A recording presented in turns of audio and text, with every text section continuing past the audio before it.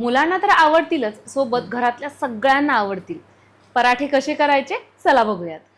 मेथीची भाजी आपण व्यवस्थित निवडलेली आहे, स्वच्छ धुवून घेतलेली आहे आणि काय करायचं माहिती आहे का, यातलं पाणी आपल्याला होता येईल तेवढं असं निथळून घ्यायचं आहे आणि आता आपण ही एकदम छान बारीक अशी चिरून घेणार आहोत.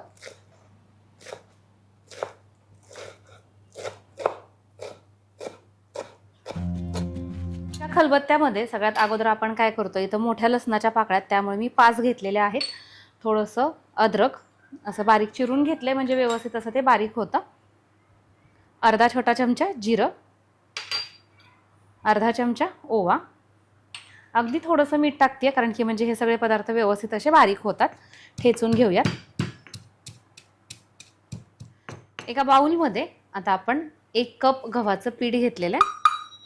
याच्यामध्येच आपण पाव कप हे बेसन पीठ टाकतोय. आपण आता जे वाटण केलं ना, एक 4 पदार्थ मिळून त्याचं टाकून घेऊयात.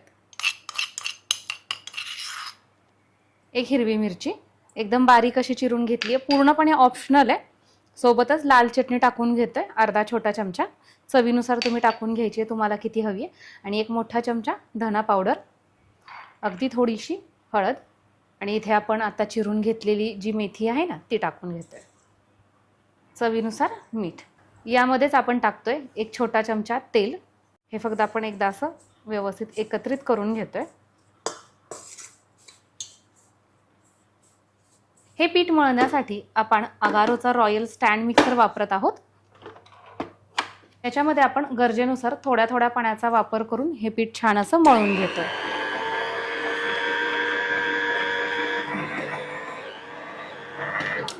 तर इथे तुम्ही बघताय अगदी 2 मिनिटांमध्येच आपलं हे पीठ व्यवस्थित असं मळून झालेलं आहे.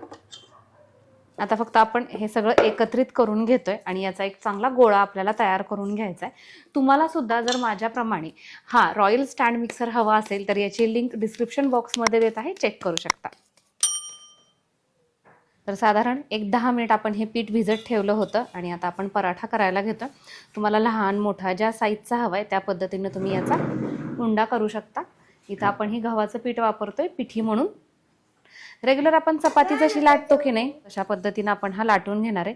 छोटीशी लाटल्यानंतर याच्या आतमध्ये मी तेल लावून घेते. तेलाच्या ऐवजी तुम्ही तूप सुद्धा वापरू शकता. फोल्ड करून घेऊयात आणि छान गोल लाटूयात.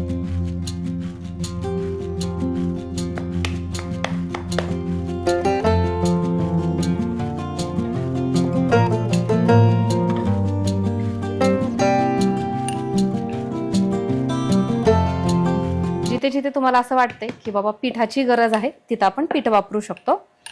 आता मी गोल लाटतीये, पण मार्केटमध्ये वेगवेगळे कटर मिळतात, तर त्या कटरचा वापर करून सुद्धा तुम्ही हे पराठे कट करू शकता. जसं की माझ्याकडे हा हार्ट शेपचा आहे, पण मी गोलच लाटणार आहे. तर आपला हा पराठा लाटून झालेला आहे. तर अशा पद्धतीनं खूप जास्तही असा जाड आपल्याला ठेवायचा नाही, जेवढं होईल तेवढं आपण पातळ लाटून घेतलेला आहे.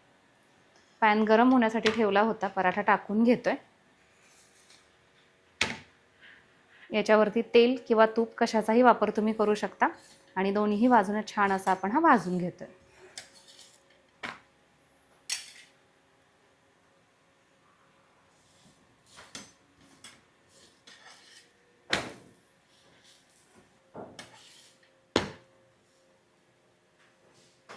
दोन्हीही बाजून आपण छान मस्त खमंग असा हा भाजून घेतलेला आहे. काढून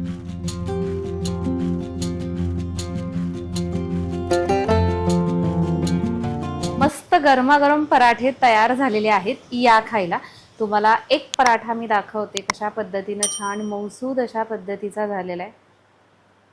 आता मुलांना तुम्ही असाच देऊ शकता किंवा टोमॅटो सॉस दही याच्याबरोबर जरी सर्व केला तरी देखील छानच लागतो. नाही बघा,